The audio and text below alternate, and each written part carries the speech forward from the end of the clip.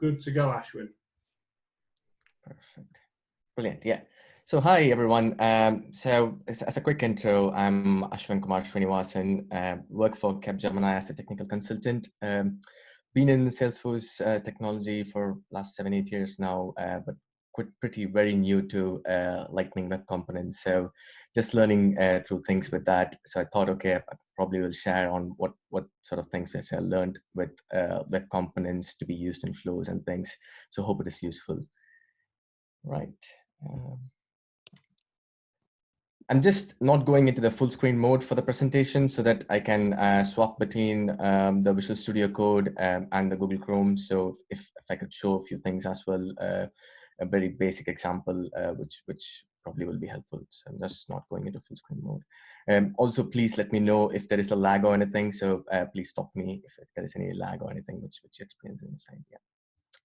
Perfect. So yeah, today's agenda. So we are going to look into building a very basic web component so that it can be used in a screen flow. So I'll walk through what is required to make a web component which can be used in a screen flow, and then aspects around if there is any attribute change which happens in the Lightning Web component, how do we notify them to the flow runtime, and things around how do we navigate between flows, next, previous, all those actions via the web component. And finally, we'll also discuss some parts around how do we approach developing reusable web components which could be used in the flow, so that in case if it is used in a managed package or a single component which could be used in a multiple flow and things like that. Right, I will move on to the first slide. So yeah, the first slide, it's just very basics on what it is required to make a Lightning Web component work in the flow. So on a very high level, web components, it has 3 key files, which is HTML, JavaScript, and config meta file. So in the config meta file, we'll define the metadata of that component. So we will be making changes to that, which helps us to make the component available in a flow screen. So there is targets and there is target configs. So in the target, we'll mention which areas the flow, the web component should be appearing. So it could be an app builder, record page, or a flow screen. It could be anything over here. But for our purpose, it will be Lightning flow screen. And there is also target configs where we'll define the properties which we're going to use in the flows or in the targets which we are going to have though. So I'll just jump into the Visual Studio Code where I've commented out the code so that I don't copy paste from the presentation and take off the styles from it, which I had issues yesterday when I was just trying it out. So yeah, so I'm going to uncomment this. Hopefully a live demo is going to work. There's always some issues now and then when I'm trying to demo something on a live call. So yes, that's saved. And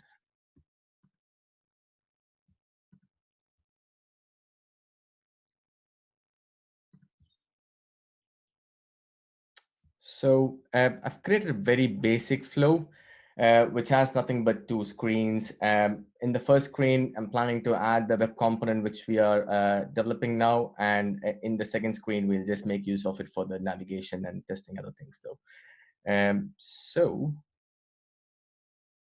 since I have made the component target as Lightning flow screen, that component is available to be put into the flow screen. So I'm just dragging and dropping this out now. And just yep. And once we have this, so the next thing which I discussed is to have the target configs, which is the properties which we're going to be using. So I will comment this.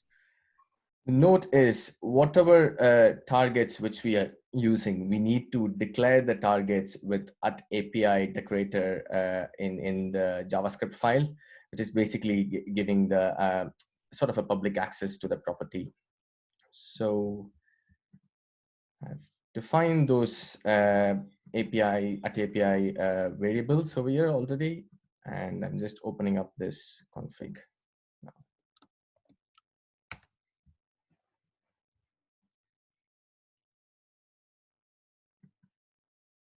Right.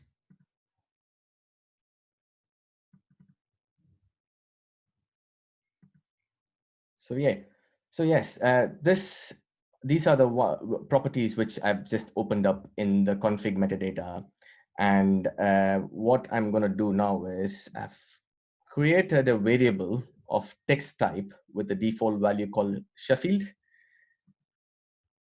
and I'm going to tie up that variable with the city name over here. So what basically I'm doing is I'm passing in the value which I define in the flow to the Lightning Web component.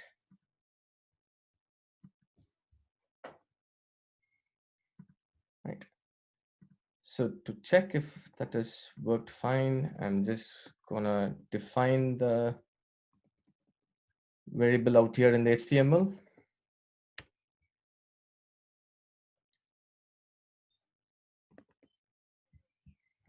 So hopefully should bring up the city. Yes, so what we see here is the default value which we define from the flow.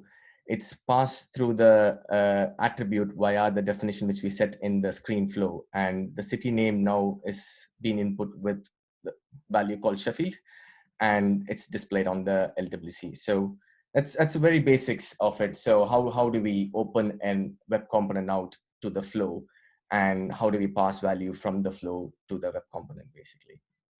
So hope that is clear. I'll move on to the next slide.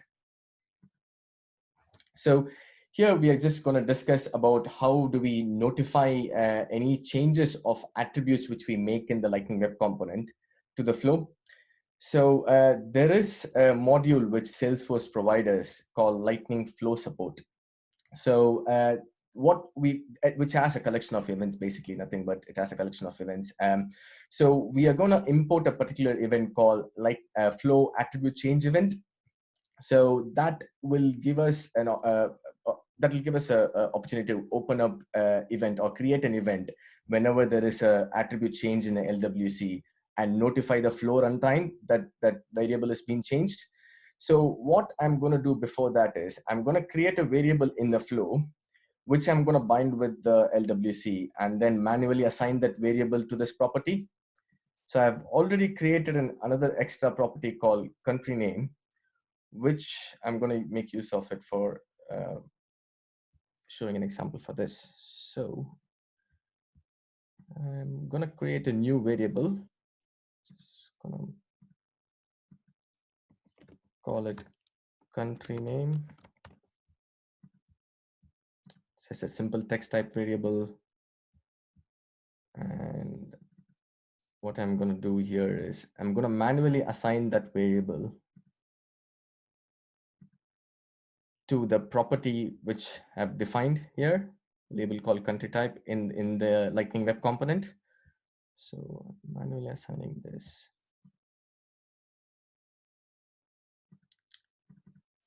And over here, what I'm gonna do is just gonna add this variable out here so that we can see if there's the change gets notified to the flow screen.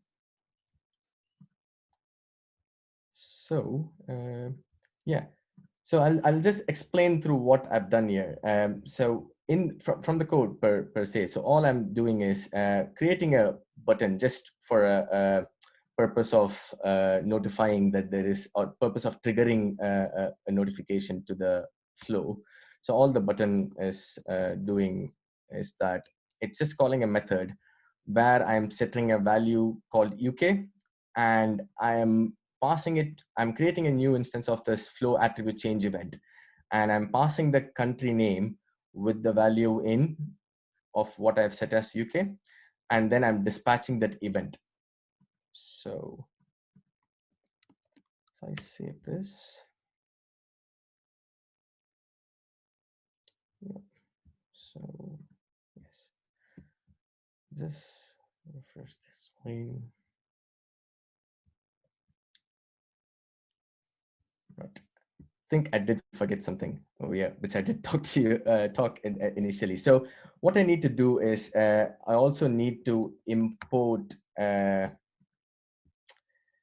flow attribute change event, which I mean, without this, whatever which I've written to notify the flow attribute change will won't work per se. So all I'm doing is now importing the flow attribute change from the Lightning Flow support.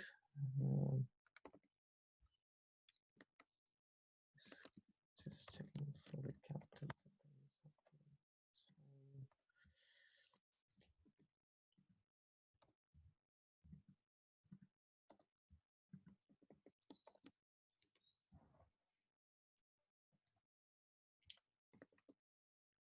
Right. So that's hopefully saved.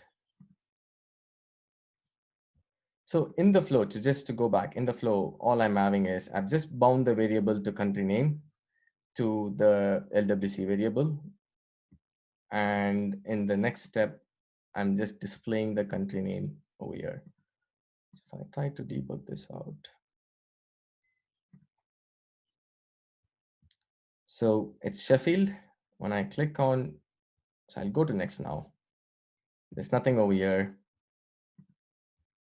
When I click on the change attribute value is set to UK. So this is the value which is set from the LWC. I know it's quite basic, but I'm just setting a text field right now.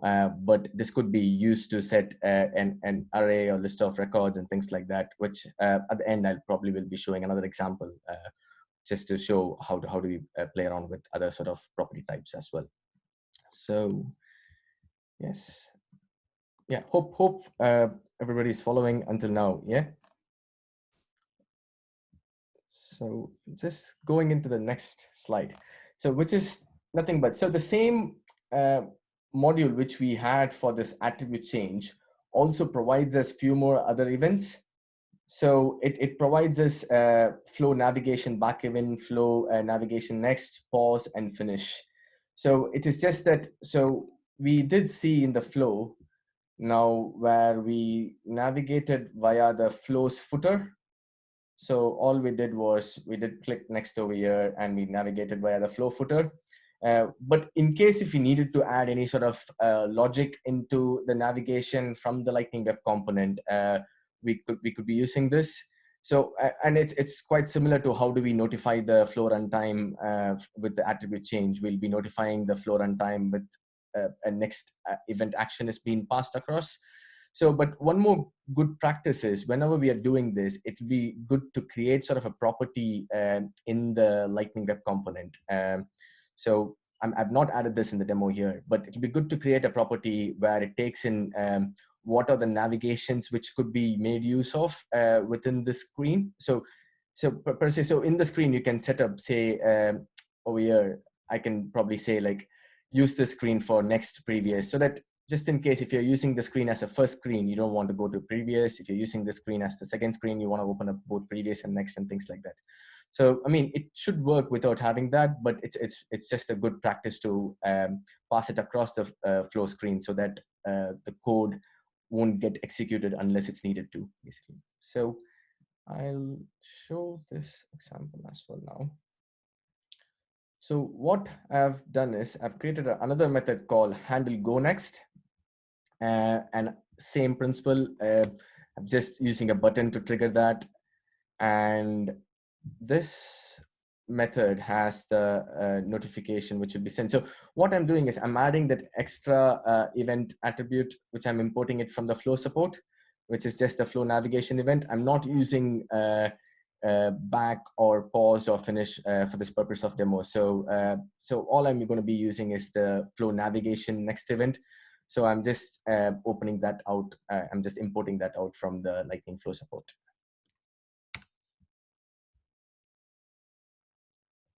So push the code.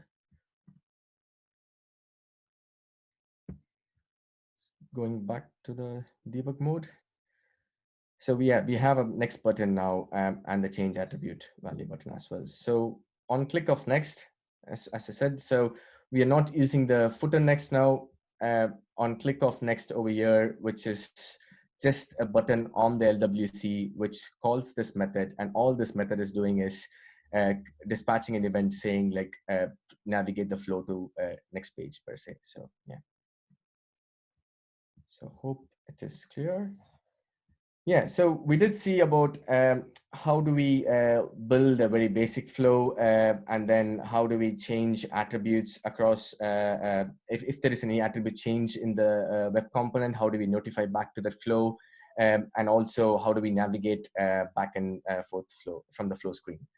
So the next thing which I'm going to talk about is how do we create the component which could be used in the flow, which could be used in various flows. So there are multiple aspects to it. With Aura or LWC, most of it will be quite similar principle though. So where if it is not, we are not creating something where it's object specific thing, but a component which is just a UI based component like transition or there are a few examples where you don't have to use an object specific components, right? So we can create those sort of components in the flow, which if we create it with right properties which could be passed in, and then that could be made use across various areas. Also we could probably make use of custom metadata. So what we can do is from the flow we can query the custom metadata, and we can pass those custom metadata values whichever we require to pass into the web component, and then we can show and hide uh, uh, like show and hide code based upon what the metadata is passing us to. So we can actually configure, we can actually add the configuration setup in the custom metadata as well if you don't want it to add it to the web component via the flow, and use the metadata so that the flow can be directed by the metadata. So this is just a forward-looking statement. This is just as a Summer 20 feature, which has come up. And you would have noticed I've been demoing this in the Summer 20 org, just so that I can also demo this feature where the property type, which I'm going to just talk about now. So I thought, okay, I'll use a pre-release org to demo this. So I mean, all the features which I've talked until now, which has already been released, so it should be working in the current edition. But thing with the property type, it is going to be beta, I think, if I'm not wrong, in the Summer 20. But it sort of it's a very good feature where we don't need to pass in a schema type with the property, or the particular object type with the property, and you can define an S object. So that's where I mean, so I've done an example with this, so I can probably show an example. So all this is basically doing is creating a property type with an S object, and with the name of PT, or like we just can define a name, and that property type could be used across multiple properties. So I've just used it at I mean, I've just put for in the presentation for one of the property, which is records, and I'm making it as a list of records. So it could be used as a list, it could be used as a singular value. So yeah, so this is quite useful where we can define what object that flow should be running from. I think I do have an example where I can probably explain it a little better. So this is a flow which is using this component.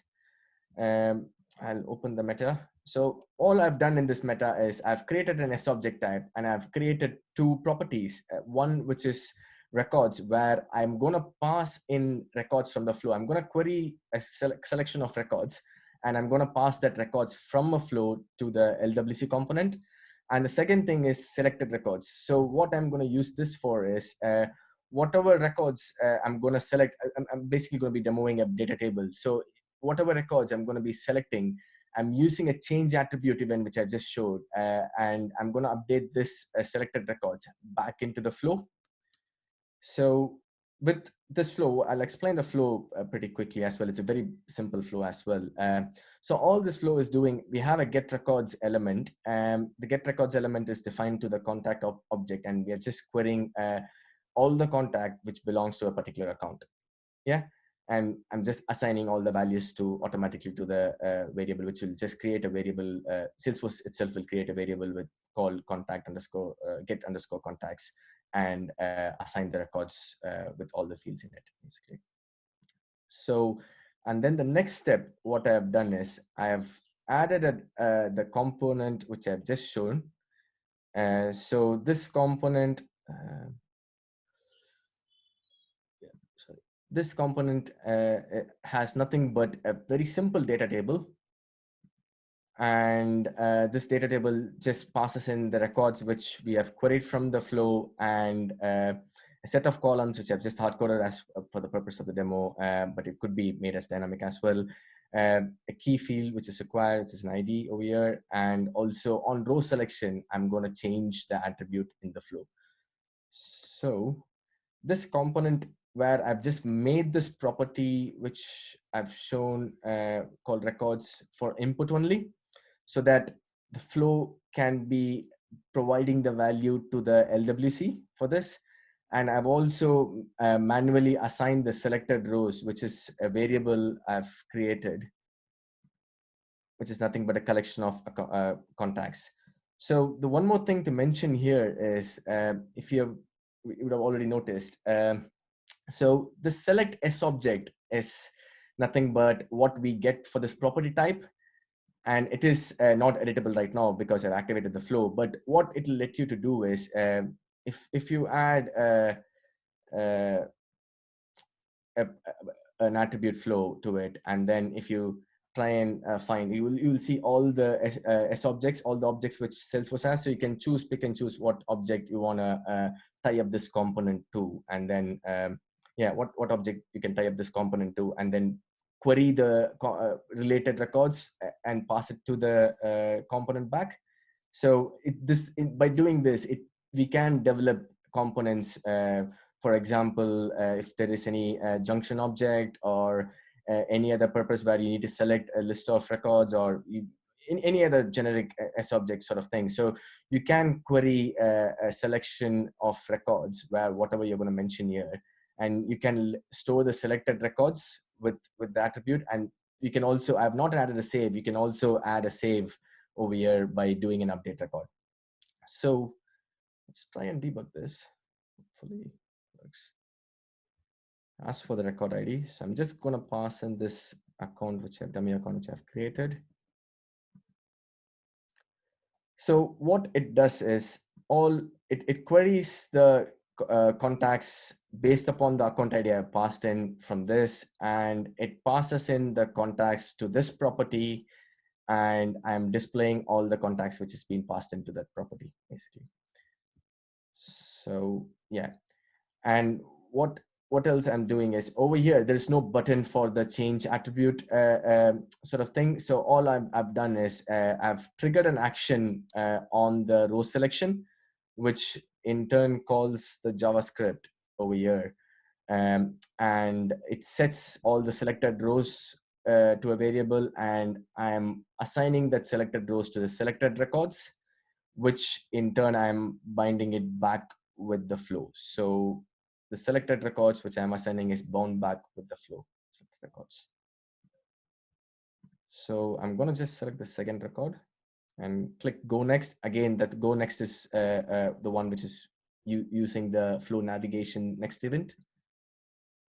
So yes, this selects the record which we have checked over there. So all we have done is we have checked the record, and then it selects that record, it passes through that record to the selected rows, and then it fires an event. Which just sets the attribute called selected records, which in turn puts it back to the selected rows description, which is over here tied up with the selected rows, which is another variable we have created. So both the variables which we have created are list type variables. So one which got auto created when we queried for contacts, and other one which I've created, it's just a list of records variable, which for the type of contact though. So that because we're using this flow in particular for the contact. Right. So yeah, that's it from me. Hopefully, it was a bit helpful. Yeah, just a last part which I thought I could just add it in. It's not too much related to LWC flow per se, but if at all you're creating flows which are reusable, not the Lightning components per se, but if at all you're creating flows which are reusable, think about creating Lightning Bolt solutions, or you can also template the flows. You can mark a flow as templated, where if you add it in a managed package, people can then clone the flow and make use of the flow and make any changes if they require to do that. Yeah, that's just, I thought, okay, I'll just mention this since we are talking about creating web components to be reused in flows. I just thought I'll mention regarding what we can do with flows themselves if you're making it reusable, and how do we make use of them across. That's it. That's it from me. Thank you. Do you have any questions? Cool. Thank you, Ashwin. That was really interesting. So yeah, I will say mine for a minute. So if anyone has any questions, you want to post them into the chat, and then we can read them out for the group. It's probably the easiest way than mass unmuting. I have one quick question, which is just a background one. So as I mentioned at the start for everyone, this is going to be recorded. We will put it up on the brand new YouTube channel, and we will then email out. I think I can email everyone who signed up to the group to let them know where the recording is. So number one, follow the YouTube channel if you want to see videos from the future. So subscribe to that. And number two is we'll also include a link to the Twitter account. So you'll be able to do that there as well. In terms of a link to YouTube, David, it is a brand new one that's just been set up. So I'll upload it and then send a link round to that when we've got everything up there. So that was number one. Number two, are you okay to share the PowerPoint, Ashwin, and I can share it with people? Sorry, yeah, I can definitely, yeah. I've not put any sort of notification for this Summer 21, but I've just mentioned here saying it's a Summer 20 release, just to be aware of. That's it. So yeah. That's fine. Everyone, I'm sure, knows the safe harbor statement by heart and will not go purchasing things based upon unreleased functionality yet. So cool. So does anyone have any questions? If not, I have one, which is, are there any limits to packaging this? Are there any things that, we've mentioned about the templated flow and it being packaged? Is there anything we should be aware of in terms of upgrades, shall we say? The thing which we need to be aware of is if you're creating Lightning web components per se, so I think there is a limitation where we can't use property type as a pick list. Mm-hmm. So I don't think it's available still in Summer 20. I've not gone through the release notes yet, but yeah, we just need to be aware of what sort of property types we use. I'm sure that string can be used, array of data can be used, schema, SObjects, and all these things can be used. It will let you to save if you do the data source element with the property, because it could be used for the app builder pages, but it won't appear for the flow. Mm-hmm. That's something which is there on the top of my mind. Anything else? Not sure if anything else, because I've not tested myself with packaging this stuff in, but yeah, that's something which is just there on top of my head though. Okay, cool. And the other one I had was around, so with component reusability, how is there a way of making this context aware so that, so say, I'm just thinking, say I had a component that I wanted to use both within, so I was recently building a Lightning Web component-based wizard. I could do the same sort of thing in Flow, but it's a little less customizable in terms of the UI. Mm-hmm. But I'm wondering if this is a nice halfway hybrid to be able to use. I can reuse the component on an app builder page, but also use it on a Flow page. Is there any way of having the component know what context it's in? Because obviously you can set multiple targets, which I think was one of the questions Bash asked earlier on about having different targets. But yep. Is there a way of it being target aware? I hope I got the question correct. So right. So if you're mentioning, so you're kind of getting to a place where if you use an app builder as well as a Lightning Flow screen, would the component know from the JavaScript or anything, like if it is being used in the flow or if it is being used in the app builder? Yeah, because so one of the methods you had, so say in particular the method for using the next button, mm-hmm. if you're in an app builder, there is no next button, for example, is there? Yes, true. Yeah. Yeah, I mean, we can actually check if it is running in the flow runtime. We have, I mean, that's something again, which we can probably, one thing we can do is we can probably pass in from the flow itself to say if it is running in the flow runtime. That will definitely will work. Not sure if it is there anything by default, but what we can do is we can create a property called saying is flow runtime or something like that, and then say pass in Boolean true or false. So based upon what sort of property we set over here, and then we can show and hide things accordingly, if that makes sense. Yeah, that's good. Okay. No, that's helpful. Cool. Have we got any other? I mean, if there is any other sort of way where we can identify it by sort of an API call or anything like that from the JS itself, I'll probably post it back to the group. Nothing top of my head though, but definitely I think this should be working though. Yeah. Okay, cool. Yeah, has anyone else got any questions they wanted to ask?